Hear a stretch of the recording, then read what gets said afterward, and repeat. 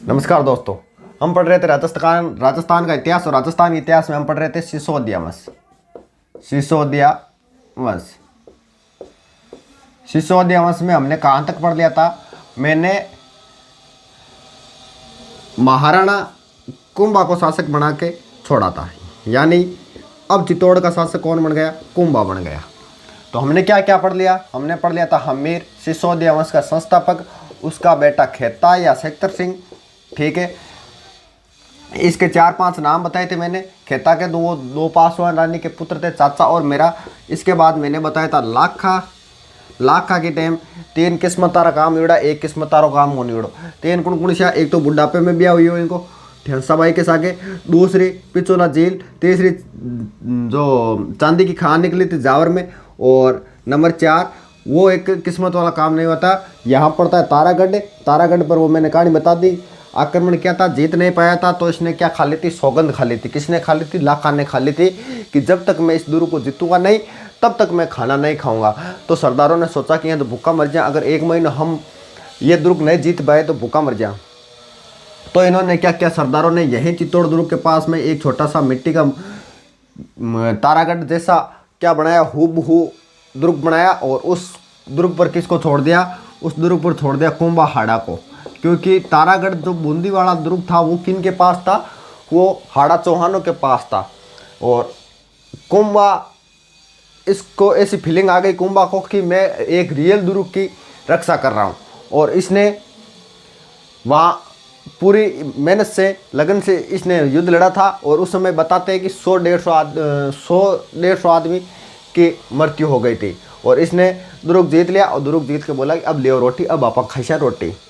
राणा लाखा के बाद में इसका पुत्र कौन बना था? मोकल, और मोकल के बाद में कौन बनेगा? कुंभा, जो हमें आज पढ़ना है। अब देखो मेवाड़ के इतिहास में क्या है? मेवाड़ के इतिहास में दादा फेमस है। कैसे? हमीर के बाद में कौन? लाखा के बाद में कुंभा, और कुंभा का पोता कौन है? सांगा, और सांगा का पोता कौन है? प्रताप। यानी प्रताप का दादोजी फेमस है।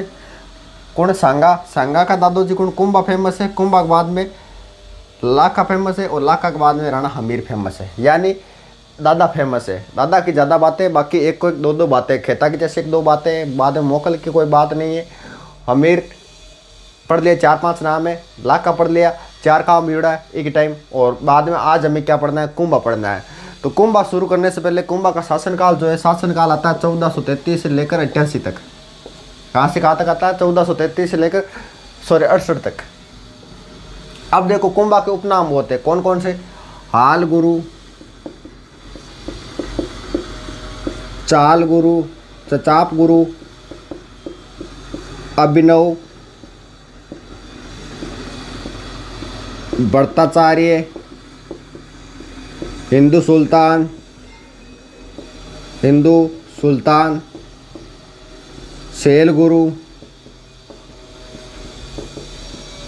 राजगुरु, राणो रासो, हाल गुरु, चाप गुरु, अभिनव भट्टाचार्य, राणो रासो, नव्य भारत। ये इतने इसके उपनाम है। शैल गुरु आ गया, और क्या है? नरपति, अश्वपति। ठीक है, और इसके क्या नाम है? परम गुरु। रटो इनको, यहां से क्वेश्चन बार बार पूछा जाता है। राजगुरु लिख दे, हाँ ठीक है। हाल गुरु क्यों बोला जाता है इसको? क्योंकि पहाड़ियों दुर्गों का ये स्वामी होने के कारण इसे क्या बोला जाता है? हाल गुरु बोला जाता है।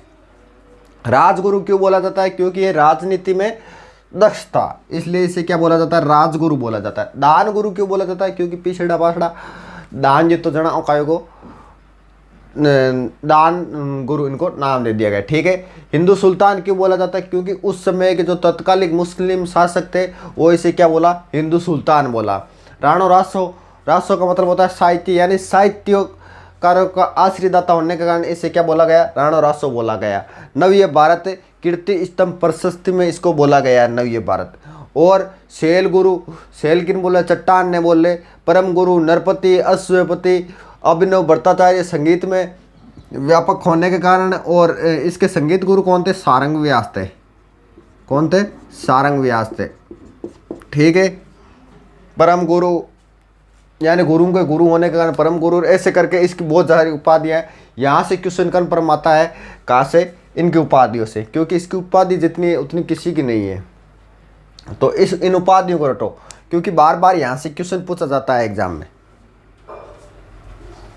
हाल गुरु, राजगुरु, हिंदू सुल्तान, राणो रासो, नव्य भारत, शैल गुरु, परम गुरु, नरपति, अश्वपति, अभिनव भट्टाचार्य, दान गुरु, ये इसकी क्या उपाधियाँ है। इसको बार बार देखने से याद होगी। और कई बार यहाँ से राजस्थान पुलिस जैसे एग्जामों में इसकी उपाधियाँ यहाँ से सीधा सीधा उठाया गया है। अब देखो, जब कुंभा राजगद्दी पर बैठा तो इसके सामने दो समस्या थी। कौन कौन सी?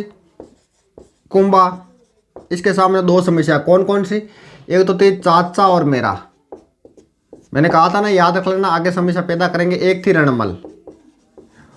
वह क्या था? कुंभा ने आदेश दिया, किसको दिया? रणमल को दिया कि जा चाचा और मेरा का दमन करिए। इसने दमन तो कर दिया। इसके साथ एक व्यक्ति और था। कौन था? राघव देव। राघव देव कौन है? ये कुंवर चूड़ा का भाई है। किसका भाई है? कुंवर चूड़ा का भाई है। रणमल के साथ किसी तरह से रणमल ने इस चाचा और मेरा की हत्या तो कर दी, लेकिन चाचा और मेरा के शिविर में क्या थी? 50,000 महिला थी, और उन महिलाओं को इन्होंने छुड़ाया था। लेकिन रणमल और राघव देव के बीच में क्या हो गया था? मतभेद हो गया था उन महिलाओं को लेकर। तो रणमल ने गुस्से गुस्से में क्या कर दिया? राघव देव को सल्टा दिया, और राघव देव की क्या हो गई? मृत्यु हो गई। इस बात का पता कुंभा को चला। कुंभा ने सोचा कि ये तो शातिर व्यक्ति है, तो इससे आराम से पेश आना चाहिए और इसको आराम से लेना चाहिए। ठीक है। तो अब कौन बचा? रणमल बचा। रणमल के साथ कौन है? उसका पुत्र जोधा भी है। वह क्या था? रणमल के साथ एक प्रेसी आई हुई थी। कौन? बारमली। एक नाम में देखो को तो जोर है, बारमली। बारमली एक बार क्या हुआ? रात को लेट आई थी, तो इसने रणमल ने बारमली से पूछा कि बता तू लेट क्यों आई? तो इसने बोला कि मैं यहाँ की दासी हूँ, और दासी हमेशा लेट आती है, जब काम पूरा होगा तब भी यहाँ आई जाएगी। ठीक है। तो इसने क्या किया? इसने बोला कि तू यहाँ की एक दिन क्या होगी? रानी होगी, और यहाँ जो तेरी सारी जो साथ की महिला वो क्या होगी? तेरी दासी होगी। ये बात बारमली जाकर किसको बताई? सौभाग्यवती को बताई। सौभाग्यवती कौन है? कुंभा की माता। और सौभाग्यवती ने जाकर किसको बता दिया? कुंभा को बता दिया। तो कुंभा ने सोचा क्यों ना वापस कुंवर चूड़ा को वापस बुला ले जाए। इस व्यक्ति का क्या नहीं है? भरोसा नहीं है, कभी भी ये आक्रमण कर सकता है। तो कुंभा ने बारमली के सहयोग से एक दिन इसको क्या किया? नशे में यानी दारू के हेवी डोज बनाए इसके, और इसको क्या कर लिया था? बेहोश करके और पलंग के बांध दिया था। बाद में कुंवर चूड़ा और कुंभा आया और इसकी क्या कर दी? हत्या कर दी। जोधा वही था, लेकिन जोधा को रणमल ने क्या बोल रखा था कि मैं जब तक मैं तेरे को ना बोलूं तो चित्तौड़ दुर्ग में मत आना, नीचे ही रहना जब तक मैं आवाज ना दूं। तो जैसे ही रणमल की हत्या हुई तो ऊपर से आवाज दी किसी व्यक्ति ने कि रणमल तो मारा गया, जोधा तू जा भाग। अब किधर जाएगा जोधा? व्यक्ति हमेशा अपने सेक्टर की ओर भागेगा। तो जोधा भागा मंडोर, लेकिन मंडोर कौन पीछा कर रहा है? कुंवर चूड़ा करा, और यहीं से भी ये भाग गया था। उसके बाद इनके बीच में कुंभा और जोधा के बीच में कौन आएगी? हंसाबाई आएगी। कौन आएगी? हंसाबाई आएगी। और हंसाबाई ने इनके मध्य कौन सी संधि करवाई थी? आवड़ा बावड़ा संधि। कब कराई थी? 1453-54 में। ठीक है। इसे क्या बोला जाता है? मारवाड़ मेवाड़ संधि। एक तरफ मारवाड़ है, एक तरफ मेवाड़ है, इसे इसलिए क्या बोला जाता है? मारवाड़ मेवाड़ संधि। एक तरफ क्या है? राठौड़ है, एक तरफ क्या है? सिसोदिया। इसलिए इस संधि को क्या बोला जाता है? राठौड़ सिसोदिया संधि भी बोला जाता है। इस संधि का सिसोदिया, इस संधि का जो विभाजन केंद्र था वो था सोजत, और इसमें तय हुआ था, इसमें सीमा का निर्धारण हुआ था कि जिस तरफ खेजड़ी के पेड़ है वो तो मारवाड़ है, और जिस तरफ आम के पेड़ है वो क्या है? वो मेवाड़ है। बाद में जोधा ने अच्छे संबंध करने के लिए क्या किया था? अच्छे संबंध करने के लिए जोधा ने किससे संबंध? कुंभा से। कुंभा से अच्छे से संबंध करने के लिए जोधा ने अपनी पुत्री श्रृंगार देवी का विवाह किससे कर दिया था? कुंभा के पुत्र, कुंभा का पुत्र कौन था? रायमल। रायमल से क्या कर दिया था? विवाह कर दिया था। किसने कर दिया था? ये कर दिया था जोधा ने कर दिया था। ठीक है। इस संधि द्वारा मारवाड़ और मेवाड़ की सीमा निर्धारण हो गई थी और श्रृंगार देवी ने चित्तौड़ में क्या बनाई थी? गोसुंडा बावड़ी बनवाई थी। गोसुंडा बावड़ी बनाई थी। और कुंभा ने क्या क्या था? कुंभा ने बीच में यहां पर एक सेक्टर पड़ता है, कौन सा? सबको पता है, सिरोही। सिरोही का उस समय शासक कौन था? सिरोही का उस समय शासक था शेषमल देवड़ा। शेषमल देवड़ा, क्योंकि कुंभा क्या करेगा? साम्राज्य विस्तार करेगा और उस समय कुंभा का समय बहुत ज़्यादा मेवाड़ मजबूत हो जाएगा। ठीक है। सिरोही का कौन था? शेषमल देवड़ा। शेषमल देवड़ा को हराया और सिरोही पे इन्होंने क्या किया? विजय पाया। किसने? कुंभा ने। कुंभा ने सिरोही को जीत लिया था। इसको क्या कर दिया था? हरा दिया था। ठीक है। अब क्या हुआ था? अब उस समय इधर क्या पड़ता है? इधर पड़ता है मालवा। मालवा का उस समय कौन था? महमूद खिलजी फर्स्ट। और इधर कौन था? इधर था कुतुबुद्दीन। कुतुबुद्दीन। अब बांधो जन ठुकावा तेरो।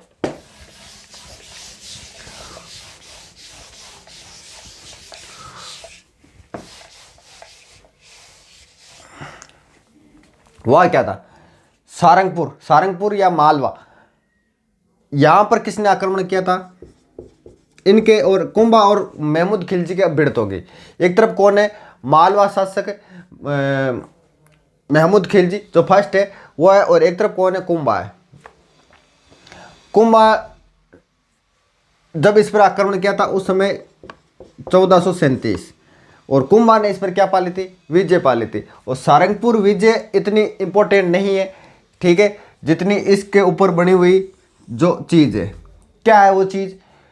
इसके ऊपर जो बनाई थी वो बनाई थी विजय स्तंभ।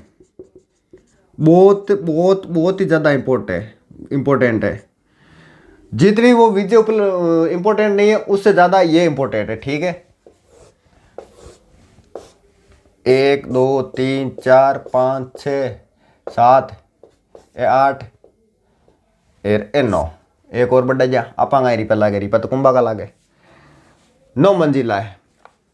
इसका समय 1440 से 48, 8 साल तो बनने में लगे।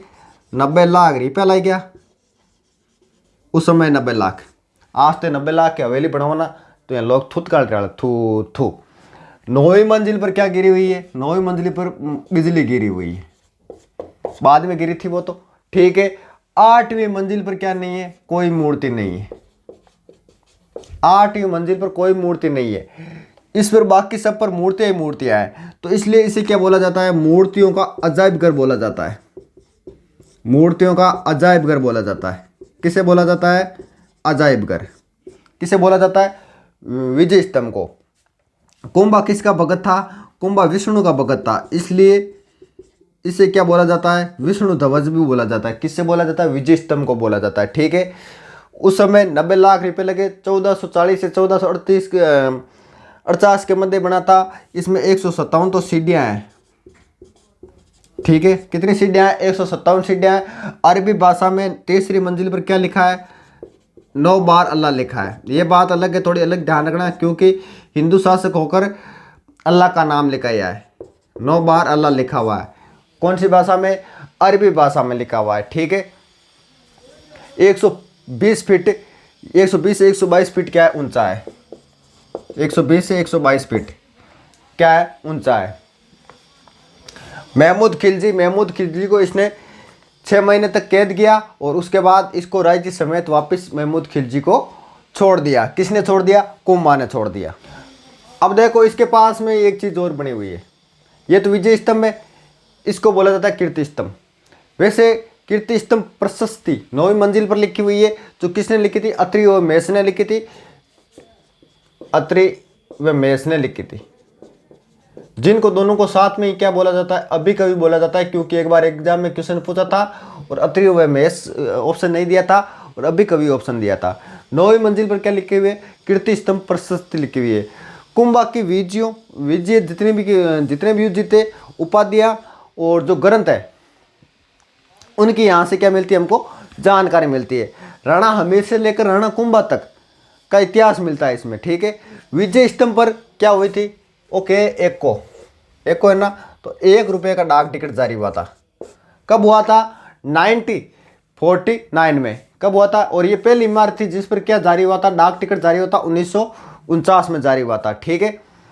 राजस्थान पुलिस और आरबीसी का क्या यह प्रतीक चिन्ह है, राजस्थान पुलिस और आरबीसी बोर्ड का क्या ये प्रतीक चिन्ह है, ध्यान रखना। आरबी व्यास ने विजय स्तंभ को क्या कहा है कि हिंदू प्रतिमा की अनुपम निधि कहा है इसको। हिंदू प्रतिमा की अनुपम निधि किसने कहा, आरबी व्यास ने कहा। टोड ने कुतुब मीनार से सर्वश्रेष्ठ बताया इसने, ठीक है। फर्ग्यूसन ने इसके बारे में क्या कहा कि रोम के टार्जन के समान इसको बताया है। गोपीनाथ शर्मा के अनुसार ये क्या बताया, ये स्तंभ व्यवहारिक जीवन को व्यक्त करने वाला लोक जीवन का रंगमंच कहा है इसको। अब देखो इसके पास में क्या है, चित्तौड़ दुर्ग में क्या, थोड़ा सा आगे जाते हैं जैन कीर्ति स्तंभ है। आप इसको कीर्ति स्तंभ तो यहाँ लिखी हुई है 9वीं मंजिल पर, कंफ्यूज नहीं हो इसलिए इसके आगे क्या नाम लगा दो, जैन कीर्ति स्तंभ। ये कुंभा ने बनवाई है, ये कुंभा ने नहीं बनवाई, ये चीज का ध्यान रखना, बस फर्क इतना ही है। ये भी चित्तौड़गढ़ दुर्ग में निर्माण इसका किसने कराया था, जिज्जा ने कराया था। मेरा जिज्जा कोई नहीं है, ठीक है। जिज्जा यानी इसका जे बार मारो नाम जिज्जो तो नहीं तो मन सगड़ा ही कहता जिज्जा जी आज के पड़ा होगा, तो इसका नाम क्या है, जिज्जा। ये कौन है, ये जैन आचार्य जिज्जा द्वारा इसका निर्माण करवाया गया, इसका नाम जिज्जा है, ये किसी का जिज्जा नहीं है, ठीक है। ये कितना 7 मंजिला, 2 3 4 5 6 7, ठीक है। कितना मंजिला है, 7 मंजिला। किसने निर्माण कराया, जिज्जा ने करवाया था, ठीक है। जैन तीर्थकर आदिनाथ को ये समर्पित है, आदिनाथ या ऋषभदेव को ये क्या है, समर्पित है। ध्यान रखना, कीर्ति स्तंभ प्रशस्ति विजय स्तंभ की 9वीं मंजिल पर लिखी हुई है, जो किसने लिखी थी, अत्रि मेष ने लिखी थी। जैन कीर्ति स्तंभ बोलना है इसको, कीर्ति स्तंभ मत बोलो क्योंकि आप कंफ्यूज हो गए। जैन कीर्ति स्तंभ इसके पास में बड़ा जो 7 मंजिला है। अब देखो कुंभा ये काम कर रहा है, नीचे दोनों बेटा मीटिंग कर रहा है, कौन कौन, कुतुबुद्दीन और महमूद खिलजी। ये दोनों बेटा चंपानेर में बैठा संधि करा कि यार आपा दोनों मुस्लिम शासक और आपंग होते हुए एक काफिर राज कर रहा है, तो कुछ ना कुछ तो करना है। तो बोला कि तू इधर से घेर, किधर से, कुतुबुद्दीन यहीं के शासक है। बोले तू अन्नू घेर को मैं अन्नू घेरूँ, यानी तू उधर से आ मैं इधर से आता हूँ। और ये संधि कब की थी इन्होंने, ये संधि की थी 1456 से 1457। कुतुबुद्दीन इधर से आया, कुंभा ने पैसे वैसे देकर वापस इसको भेज दिया। इस भाई ने वापस पकड़ियो, दे दौड़ थपड़ा मार के वापस भेज दियो। और इसी विजय के उपलक्ष्य में क्या बनाया था, कुशाल माता का मंदिर बनवाया था। किसने बनवाया था, वापस कुंभा ने बनवाया था, कुशाल माता का मंदिर बनाया था। कुंभा के विरुद्ध ये संधि की गई थी, कब की गई थी, 1456-57 में की गई थी। मालवा का शासक कौन, महमूद खिलजी फर्स्ट, और इधर कौन था, गुजरात का शासक कुतुबुद्दीन। इसने संधि की थी कि हम किसको हराते हैं, कुंभा को हराते हैं। लेकिन कुंभा ने कुतुबुद्दीन को कुछ पैसे वैसे देकर वापस भेज दिया। और इधर कौन बचा, महमूद खिलजी बचा। इसको पकड़ा और वापस से इसको मारा, उठा के पटका। और इसकी जीत के उपलक्ष्य में क्या बताया था, कुशाल माता का मंदिर बनवाया था। यह संधि 1456-57 में हुई थी, ठीक है। कहाँ बनवाया था ये मंदिर, बदनौर भीलवाड़ा में बनाया था कुशाल माता का मंदिर। किसने बनाया था, कुंभा ने बनवाया था। अब देखो कुंभा का स्थापत्य, यानी क्वेश्चन स्थापत्य से, उपाधियों से, और कहाँ से, और इसके मंदिर वगैरह यहाँ से क्वेश्चन बताते कि मेवाड़ में सबसे ज्यादा दुर्ग किसने बनाए थे, कुंभा ने बनवाए थे। मारवाड़ में किसने बनाए थे, मालदेव ने बनाए थे। और भारत में यानी मेवाड़ का जो स्वर्ण युग है यानी गोल्डन पीरियड है वो किसका समय माना जाता है? कुंभा का समय माना जाता है। भारत में स्थापत्य का स्वर्णकाल किसके समय माना जाता है? शाहजहां के टाइम का। जिसने क्या बनवाया था? ये कौन सी यमुना नदी, इधर क्या बनवाया था? ताजमहल अशोक की है देखियो है कि कौन देखियो? तो फिर देखियो क्या होता है? इधर ताजमहल, इधर क्या बना हुआ है? लाल किला। किसने बनाया था? शाहजहां ने। सबसे सुंदर इमारत माना जाता है इसको, ठीक है। और कई तो इनका मान ली, प्रेम की निशानी मान ली। तो राजस्थान का स्थापत्य कला का जनक किसको कहा जाता है? कुंभा को कहा जाता है। और सामल दास के अनुसार, वीर विनोद के जो लेखक है सामल दास, उसके अनुसार राजस्थान में 84 दुर्ग में से 32 दुर्ग किसने बनाए थे? कुंभा ने बनाए थे। लेकिन 32 दुर्ग तो पूरे राजस्थान में नहीं है, गिन लो चाहिए आप। भारत में इसने क्या क्या बनवाया था? ताजमहल बनाया था, लाल किला बनाया था, कौन सा? दिल्ली वाला। दीवाने आम बनाया था, दीवाने खास बनाया था, जामा मस्जिद दिल्ली वाली बनाई थी, ठीक है। तख्त हाउस इसने ही बनाया था। मारवाड़ में सर्वाधिक दुर्ग किसने बनाया था? मालदेव ने बनाया था। और इसने कौन कौन से दुर्ग बनाए थे? गिन लो। कुंभलगढ़ 1, नंबर 2 चित्तौड़गढ़, लिखो तो लिख लो क्योंकि ये तो पहले से ही था। किसने बनाया? चित्रांगद मौर्य ने। बोमट, ठीक है। नंबर 4 मचान। नंबर 5 अचलगढ़।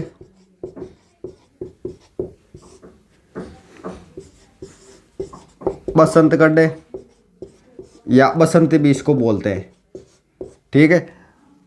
अच्छे तो याद कर लो, ठीक है। बोमट, मचान, अचलगढ़, बसंतगढ़, कुंभलगढ़, चित्तौड़गढ़, ठीक है। ये याद रख लो, इतने तो रख लो, ठीक है। बसंतगढ़ को बसंती भी बोला जाता है।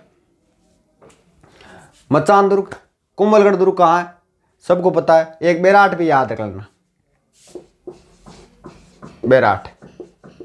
और बस गिनती का दुर्ग है, ये याद कर लियो।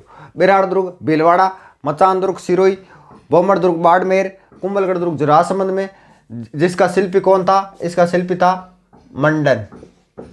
मंडन का पूरा परिवार यही है। हम अभी आगे बात करेंगे इस चीज का, ठीक है। पत्नी कौन थी इसकी? कुंभलगढ़ दुर्ग किसकी याद में बनाया था? ये बनाया था कमला देवी या कुंभल देवी की याद में इसने बनवाया था। ये दुर्ग कई पहाड़ियों पर बहुत बड़ा कहर है, ई टाइप मतलब दुर्ग बनेड़ो है। और इनको मतलब यहाँ पर कोटो है, ई टाइप ऐसे बना हुआ है। बहुत सारी पहाड़ियों पर है, हेमकूट है, जरगा है, रागा है, इन पहाड़ियों पर बना हुआ है, ठीक है। टोड ने इसे एस्टोकोन के समान बताया। किसने? टोड ने, ठीक है। तो ये बाकी चीज़ मैंने दुर्गों में बता रखी है। कुंभलगढ़ दुर्ग वहाँ पे आप इसको देख। अचलगढ़ कहाँ पर है? सिरोही में। बसंती दुर्ग कहाँ है? बसंतगढ़ या बसंती दुर्ग कहाँ पर है? ये भी सिरोही में। और चित्तौड़गढ़ दुर्ग जो चित्रांग मौर्य ने बनाया था। और इसका आधुनिक निर्माता किसी ने बनाया था? क्योंकि इसने 7 दरवाजे बनाए थे। किसके? चित्तौड़गढ़ दुर्ग के। इसलिए आधुनिक निर्माता किसको बोला जाता है? कुंभा को बोला जाता है। कुंभा ने चित्तौड़ दुर्ग की मरम्मत करवाई थी, इसलिए इसको बोला जाता है, ठीक है। अब देखो, कुंभा ने मंदिर भी बनवाए थे। कुंभा के मंदिर देखो, कुंभा के मंदिर है। कुंभा ने 3 मंदिर बनाए थे। ये तो कुशाल माता का मैंने बता दिया था, जो मालवा सेकंड विजयपुर इसने बनाया था। नंबर 2 कौन सा? मीरा मंदिर या कौन सा? कुंभ स्वामी का मंदिर। कुंभ स्वामी का मंदिर 2। नंबर 3 मीरा स्वामी और कुशाल माता। और कौन सा? श्रृंगार चंवरी मंदिर। चंवरी नाम आ गया तो चंवरी नाम आ गए तो किसकी? चंवरी। पहले कुंभा स्वामी मंदिर की बात करें, इसे मीरा मंदिर भी बोला जाता है। और ये कहाँ पर है? चित्तौड़गढ़ दुर्ग में। बस कुशाल माता का मैंने बता दिया। द्वितीय मालवा विजय पर इसने बनवाया था श्रृंगार चंवरी। श्रृंगार चंवरी ये क्या है? ये कुंभा की पुत्री रमाबाई या वागीश्वरी उसकी क्या है? विवाह की चंवरी है। वर्तमान में ये 17वें जैन तीर्थकर शांतिनाथ के मंदिर के रूप में बदल दिया गया है इसको, ठीक है। 17वें जैन तीर्थकर शांतिनाथ के मंदिर के रूप में इसको बदल दिया है। ठीक है, तो ये तो क्या थे, कुंभा के मंदिर और दुर्ग थे। कौन कौन से दुर्ग थे? बैराट, बोमट, मचान, कुंभलगढ़, अचलगढ़, बसंतगढ़ और चित्तौड़गढ़ दुर्ग। 3 मंदिर थे। कुशाल माता, कुंभ स्वामी या मीरा मंदिर और श्रृंगार चौरी, वो भी कहाँ पर? चित्तौड़ दुर्ग में ही है। ठीक है, अब देखो कुंभा के समय एक चीज और बनी हुई है। कौन सी? रणकपुर के जैन मंदिर। रणकपुर के जैन मंदिर ये कुंभा ने नहीं बनवाए, ध्यान रखना। किसने नहीं बनवाए? कुंभा ने नहीं बनाए। कुंभा के समय 2 भाइयों ने बनाए थे, जो क्या थे? जैन व्यापारी थे, जिनका साथ में नाम लेना चाहो तो धर्मशाला ले लो। ठीक है, और अलग अलग नाम लेना चाहो तो दन्ना और रत्ना ले लो। दन्ना और रत्ना, दन्ना व रत्ना। साथ में लेना चाहो तो धर्मशाला ले लो, या अलग अलग लेना चाहो तो दन्ना और रत्ना ले लो। इसका जो डिजाइनदार है वो कौन है? वो देपा के। कौन है? रणकपुर के जैन का जो डिजाइनदार है वो कौन है? देपा के। किसके किनारे? मथाई नदी के। यानी मथाई नदी का ज्यादा जिक्र नहीं आता ज्योग्राफी में, हो सकता है कोई छोटी मोटी नदी होगी उसके किनारे। ठीक है, इसका उपनाम त्रिलोक दीपक किसका है? रणकपुर के जैन मंदिर का। इसे क्या बोला जाता है? घंटिलों का मंदिर बोला जाता है।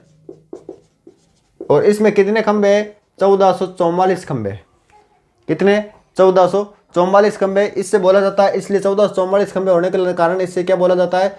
स्तंभों का वन भी बोला जाता है इसे। किसे? रणकपुर के जैन मंदिर के बारे में। बस इतनी बातें। रणकपुर के जैन मंदिर किसने बनवाया? 2 जैन व्यापारियों ने बनाया था। किसने? धन्ना और रत्ना ने। दोनों का साथ नाम लेना चाहो तो ले लो, धरणसा। उसके बाद 1444 खंबे, स्तंभों का वन। ठीक है, अब देखो आगे आगे हमारा और क्या रह गया? आगे हमारा रह गया कुंभा का साहित्य। कुंभा का साहित्य बहुत बड़ा है यार, क्योंकि कुंभा की उपाधियां, साहित्य, स्थापत्य और इन स्थापत्य, साहित्य और उपाध्याय, यहां से क्वेश्चन पूछा था। कुंभा खुद कहीं हो? वीणा वादक हो। समुद्रगुप्त कहीं हो? वीणा वादक हो। ठीक है, अकबर कहीं हो? नंगाड़ा वादक हो। यानी खुद ना तो राने सोतो और दूसरा शोभाजित। ठीक है, औरंगजेब कहीं हो? वीणा वादक हो। समुद्रगुप्त कहीं हो? वीणा वादक हो। ठीक है, अकबर नंगाड़ा वादक था। कुंभा का जो संगीत गुरु था वो कौन था? सारंग व्यास थे। कुंभा के संगीत गुरु कौन थे? सारंग व्यास संगीत गुरु थे। कौन? सारंग व्यास थे। और कुंभा द्वारा लिखित ग्रंथ कौन कौन से? वो देखो, संगीत राज, संगीत राज। ठीक है, या इसका एक नाम और है क्या? संगीत रत्नाकार। संगीत रत्नाकार ये किसके? ये कुंभा के। ठीक है, संगीत का सर्वश्रेष्ठ ग्रंथ है ये। संगीत का द बेस्ट क्या है? ग्रंथ है। 5 भाग है इसके। ठीक है, उसके बाद 5 भाग कौन कौन से? नाम याद रखो तो रख लो। पाटी रत्न कोश, गीत रत्न कोश, नृत्य रत्न कोश, वाद्य रत्न कोश, रस रत्न कोश।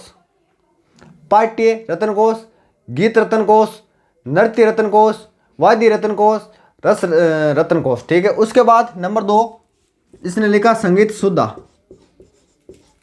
संगीत सुधा ये भी किसकी लिखी हुई है? ये भी कुंभा की लिखी हुई है। ठीक है, नंबर 3 संगीत मीमांसा। संगीत मीमांसा।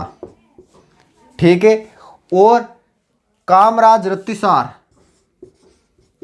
कामराज रत्तिसार ये भी किसका ग्रंथ है? ये कुंभा का ही है, जो कुंभा के काम शास्त्र पर लिखा हुआ है। और इसके कितने भाग है? 7 भाग है। ठीक है, सुंड सुधा प्रबंध, सुंड सुधा प्रबंध ये भी किसकी लिखी है? कुंभा की लिखी है। कुंभा ने एक टीका भी लिखी है। सबको पता है कौन सी टीका? कुंभा ने टीका भी लिखी है किस पर, जयदेव की गीत गोविंद पर, गीत गोविंद पर किस नाम से लिखी है, रसिक प्रिया पर। किस पर लिखी गई है, जयदेव के गीत गोविंद पर, रसिक प्रिया पर लिखी गई है। और संगीत रत्नाकर पर भी इसने टीका लिखी है, 2-3 ये टीका भी लिखी है कुंभा, ठीक है। गीत गोविंद पर लिखी और संगीत रत्नाकर पर लिखी और चंडी शतक की क्या की व्याख्या की इसने, चंडी शतक की क्या की इसने व्याख्या की, ठीक है। अब देखो, अब हमारे इसके क्या बचे, इसके बचे दरबारी विद्वान। दरबारी विद्वान में सबसे पहले कौन है, कान्हा व्यास। कान्हा व्यास,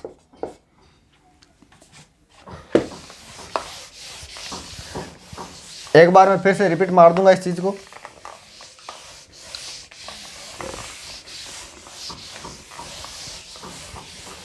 विद्वान कौन कौन थे इसके दरबार में, विद्वान में हम बात करें सबसे पहले कौन था, कान्हा व्यास था, ठीक है। कान्हा व्यास कुंभा का सर्वश्रेष्ठ दरबारी कवि था, सबसे बढ़िया, सबसे नजदीक यही था। और संगीत शास्त्र का ये क्या था, ज्ञाता था, संगीत शास्त्र में होशियार आदमी हो, ठीक है। संगीत शास्त्र का ऐसे ज्ञान था। एकलिंग महात्म्य ग्रंथ इसी ने लिखा था, एकलिंग महात्म्य किसने लिखा था, ये इसी ने लिखा था, किसने, कान्हा व्यास ने, ठीक है। प्रथम भाग कुंभा ने राज वर्णन के नाम से नाम लिखा था, तो पहला भाग है वो किसके नाम से, राज वर्णन के नाम से लिखा था, किसने, कुंभा ने लिखा था। तो साहित्य बताया मैंने, साहित्य में क्या क्या बताया, कुंभा एक वीणा वादक था, औरंगजेब समुद्रगुप्त वीणा वादक थे, अकबर नगाड़ा ठोकतो, कुंभा संगीत गुरु सारंग व्यास। कुंभा का ग्रंथ बताया मैं, संगीत राज या संगीत रत्नाकर, संगीतम सबसे बढ़िया ग्रंथ वो कौन सा है, संगीत रत्नाकर या संगीत राज। 5 भाग है, पार्टी रत्न कोश, गीत रत्न कोश, नृत्य रत्न कोश, वाद्य रत्न कोश, रस रत्न कोश। उसके बाद संगीत सुधा 20 का ग्रंथ है, संगीत मीमांसा, कामराज रतिसार जो कुंभा के काम शास्त्र पर लिखी गई है, और इसके 7 भाग है। सुंड सुधा प्रबंध, कुंभा 3 टीका लिखी, जयदेव के गीत गोविंद पर रसिक प्रिया लिखी थी, ठीक है। संगीत रत्नाकर पर टीका भी लिखी थी इसने, और चंडी शतक की क्या की थी, वाक्य की थी। और उसके बाद दरबारी विद्वान बताए थे, सबसे पहले कान्हा व्यास बताए थे, ये कुंभा के सबसे नजदीक था, सर्वश्रेष्ठ दरबारी कवि था। संगीत शास्त्र का इसको ये क्या था, ज्ञाता था। एकलिंग महात्म्य ग्रंथ की इसने क्या की थी, रचना की थी। प्रथम भाग था वो कुंभा ने राजवर्णन नाम से इसे लिखा था। सारंग व्यास और रमाबाई, रमाबाई कौन, कुंभा की पुत्री, और संगीत गुरु कौन, सारंग व्यास। ये किस में शामिल थे, ये भी कुंभा के विद्वानों में शामिल थे। नाथा विद्वान,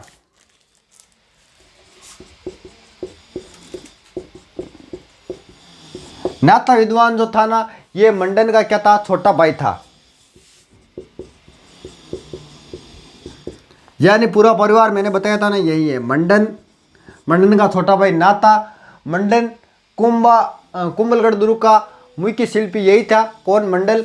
और ये क्या था, गुजराती ब्राह्मण था जो खेता का पुत्र था। इसने ग्रंथ बहुत लिखे थे, ये तो राजवल्लभ यानी राजमहलों और नगर रचना विवेचना इसमें की है। और इसके 14 भाग है। प्रसादा मंडल, ठीक है। ये किसने, ये इसमें देवालय और महल मंदिर का निर्माण की जानकारी। देव मूर्ति मंडल, ये भी इसने लिखा। कोदंड मंडल, शकुन मंडल और वैद्य मंडल। जो वैद्य मंडल में रोग व उनके निदान की संबंधित जानकारी मिलती है। शकुन मंडल में शकुन व अपशकुन संबंधित जानकारी मिलती है। और गोविंद जो कौन है, वो मंडन का क्या पुत्र है। इसका जो ग्रंथ है वो कौन सा, उदार धोरणी, कला निधि, यानी मंदिरों के जो शिखर होते थे उनकी जानकारी किस में मिलती है, वो मिलती है गोविंद के कला निधि में। और द्वार दीपिका और सार समुच्चय, जो जिसमें सार समुच्चय में किसकी जानकारी मिलती है, आयुर्वेद की जानकारी मिलती है। नाथा विद्वान, मंडन का क्या था, छोटा विद्वान था। और इसका जो ग्रंथ है वो कौन सा, वास्तु मंजरी। और इनके विद्वानों में कौन था? तिल्ला भट्ट भी था, हिरानंद मुनि भी था, ठीक है, कुंभा का जो गुरु भी मानते हैं उसे। और सोमदेव सूरी था, सोम सुंदर सूरी भी था, जय शेखर भी थे, भुवन कीर्ति भी थे, ठीक है। अब देखो कुंभा का अंतिम समय, कुंभा का जो अंतिम समय था, उस समय कुंभा को क्या हो गया था? उन्माद रोग हो गया था। और कुंभा ने किसी ने भविष्यवाणी की थी कि तेरी जो हत्या करेगा वो कोई चारण करेगा, और चारणों को उसने अपने दरबार से निकाल दिया गया था, अपने राज्य से बाहर निकाल दिया। और तो उसके बाद क्या हुआ था? अब अंतिम समय में इसको क्या हो गया था? उन्माद रोग हो गया था। उन्माद रोग होने के कारण ये एक चीज को बार बार रिपीट करता था। इसलिए एक दिन क्या हुआ था? कुंभलगढ़ दुर्ग में मामा देव कुंड पर ये बैठा था, मामा देव कुंड पर ये बैठा था। और इसका पुत्र कौन आया? उद्दा। ये सचमुच उद्दा ही है, उद्दा नाम नहीं है इसका, ठीक है। उद मचा दी थी इसने। इसने क्या कर दिया? इसने कुंभा की कर दी हत्या। कुंभा की हत्या किसने की? उद्दा ने की। तो ये क्या हो गया था? मेवाड़ का पितृहंता हो गया था। अब उद्दा पितृहंता होने के कारण इसे शासक नहीं बनाया जा सकता, क्योंकि अगर इसको शासक बना दिया तो रिवाज चल जाएगा कि मेवाड़ में पिता को मारो और शासक बनो। इसलिए इसको शासक नहीं बनाया गया था। ये बाद में कहाँ चला गया था? मांडू के सुल्तान गयासुद्दीन की शरण में चला गया था। और उसके बाद भटकते भटकते इसकी बिजली गिरने से क्या हो गई थी? मृत्यु हो गई थी। कौन? उद्दा की। यानी हमने कहाँ से कहाँ तक पढ़ लिया था?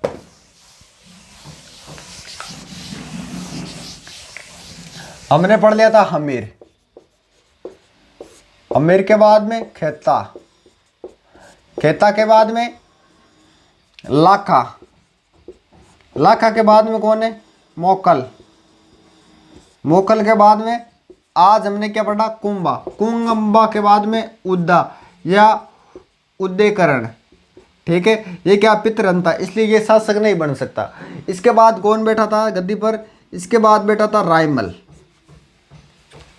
कौन बैठा था? रायमल बैठा था। एकलिंग जी मंदिर का इसने क्या करवाया था? जीर्णोद्धार करवाया था। किसने करवाया था? रायमल ने कराया था। इसका जो समय है 1473 से लेकर 1509 माना जाता है, ठीक है। रामशंकर श्यामा संकट नामक इसने क्या बनाए थे? 2 तालाब बनाए थे। बताते हैं कि रायमल के 11 रानियां और इसके 13 पुत्र थे और 2 पुत्रियां थी। कितनी थी? 11 रानियां, 13 पुत्र, 2 पुत्रियां थी। इसके समय क्या हुआ था? उत्तराधिकारी युद्ध शुरू हो गया था, क्योंकि इसने उत्तराधिकारी किसी को नहीं चुना था। उत्तराधिकारी किस किस के समय युद्ध होगा? उत्तराधिकारी जो युद्ध होगा वो किसके समय होगा? किन किन के बीच में होगा? एक तो पृथ्वीराज, एक जयमल, और एक आगे जो महत्वपूर्ण शासक है कौन? सांगा। इन तीनों के बीच में उत्तराधिकारी युद्ध होगा। रायमल ने अपना कोई उत्तराधिकारी नहीं बनाया था। रायमल के चाचा सारंगदेव ने उन्हें अपना उत्तराधिकारी निश्चित करने को कहा था। किसको? रायमल को कहा था। तो रायमल ने अपने तीनों पुत्रों को किसको? पृथ्वीराज को, जयमल को और सांगा को एक भीमल गांव की चारणी के पास भेजा था, उनका भविष्य जानने के लिए। पुजारी जो भीमल गांव की जो चारणी थी वो बहुत ही चमत्कारिक थी। चारणी ने पुजारी ने जो चारण पुजारी थी उसने भविष्यवाणी की थी कि सांगा अगला मेवाड़ का शासक बनेगा, क्योंकि वहां पर 3 बैठने की जगह थी। एक तो नीचे थी, एक पत्थर का था और एक और ऊपर बैठने की जगह थी। सबसे पहले पृथ्वीराज गया, बैठ गया। उसके बाद जयमल गया, बैठ गया। सांगा को कोई बैठने की जगह नहीं मिली थी, तो सांगा एक नीचे खाल सी बिचड़ी, खालड़ो बिचड़ो भी खालड़े में जार बैठ को। तो उड़ना राजकुमार जब चारण ने बताया कि अगला जो शासक बनेगा, जो मेवाड़ का राणा होगा, वो सांगा बनेगा, तो उड़ना राजकुमार पृथ्वीराज ने अपनी तलवार निकाली और संग्राम सिंह पर वार किया, जिसमें सांगा की एक आंख जली गई। सारंगदेव ने इन्हें समझाने का बहुत प्रयास किया, लेकिन जब नहीं माने तो संग्राम सिंह को वहां से भगा दिया और सांगा ने श्रीनगर अजमेर में करमचंद के पास इसने क्या ली थी? शरण ली थी। बाद में करमचंद का एहसान उतारने के लिए उसे क्या दी थी? रावत की उपाधि दी थी और बम्बई गांव की क्या दी थी? जागीर दी। इसकी पत्नी श्रृंगार देवी ने जोधा की जो पुत्री थी, जिसने क्या बनाई थी, गोसुंडा बावड़ी बनाई थी। मैंने बताया था ना कि जोधा अच्छे संबंध बनाने के लिए कुंभा के पुत्र रायमल से अपनी पुत्री की क्या कर दी थी, शादी कर दी थी। ठीक है। और उसने चित्तौड़गढ़ में क्या बनाया था, उसने बनाया था गोसुंडा बावड़ी बनाई थी। ठीक है। इसके बाद जो शासक बना वो कौन था, वो पृथ्वीराज। जिसकी इसके बाद जो है वो कौन है, वो पृथ्वीराज सिसोदिया की भी थोड़ी जानकारी देख लेते हैं। इससे उड़ना राजकुमार बोला जाता है। रायमल का ये क्या था, पुत्र था। और पत्नी तारा के नाम पर क्या बना था, अजमेर दुर्ग में उस दुर्ग का नाम क्या पड़ गया, तारागढ़ पड़ गया। और इसकी जो 12 खंभों की छतरी है वो कहाँ पर है, कुंभलगढ़ दुर्ग में। कहाँ पर है, कुंभलगढ़ दुर्ग में। इससे उड़ना राजकुमार बोला जाता है। पत्नी इसकी तारा थी और उस पत्नी के तारा नाम होने पर अजमेर दुर्ग का नाम क्या पड़ गया, तारागढ़ पड़ा। बनवीर, आगे जो हम पढ़ेंगे वो बनवीर इसकी पासवान रानी का पुत्र था। विक्रमादित्य या विक्रम सिंह की हत्या की थी। पृथ्वीराज को उसकी बहन आनंदाबाई का जो पति था कौन, जगमाल, जो कहाँ का था, सिरोही का था। उसके द्वारा क्या कर दिया, जहर दे दिया। और इसकी 12 खंभों की छतरी का कुंभलगढ़ दुर्ग में है। इसके पास एक चित्तौड़ी बेगम थी। ठीक है। 1503 ईस्वी में मालवा शासक नसीरुद्दीन ने मेवाड़ पर आक्रमण कर रायमल के सामंत भवानी दास की पुत्री को उठाकर शादी कर ली।